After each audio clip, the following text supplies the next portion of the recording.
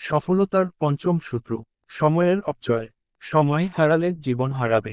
সূরা আসরের আলোকে সময়ের গুরুত্ব বোঝানো হলো। সময় হলো এমন একটি সম্পদ, যেটা একবার চলে গেলে আর কখনো ফেরে না। এই সময়কে আমরা সবচেয়ে বেশি অপচয় করি। আল্লাহ বলেন, মানুষ অবশ্যই ক্ষতির মধ্যে আছে, তবে তারা নয় যারা ঈমান আনে, সৎ কাজ করে। হাদিসে এসেছে, দুইটি নিয়ামতের বিষয়ে অনেক মানুষ ধোঁকায় পড়ে। স্বাস্থ্য ও অবসর। সময় হারালে শুধু ঘন্টা নয়, হারিয়ে যায় সম্ভাবনা, জ্ঞান, রিজিক, ইবাদত, সবকিছু।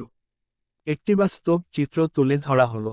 আমরা ঘন্টার পর ঘন্টা সোশ্যাল মিডিয়ায় কাটাই, কিন্তু 5 মিনিট আল্লাহর কথা ভাবি না। এটার সমাধান হিসেবে আমাদের কিছু কাজ করা দরকার। 1. প্রতিদিন কাজের পরিকল্পনা করো। 2. অপ্রয়োজনীয় স্ক্রিন টাইম কমাও। 3. দিনে একটা ভালো অভ্যাস গড়ে তুলো। 4. ফজরের পর গুরুত্বপূর্ণ কাজ শুরু করো। সময়কে নিয়ন্ত্রণ করো, না হলে সময় তোমাকে নিয়ন্ত্রণ করবে।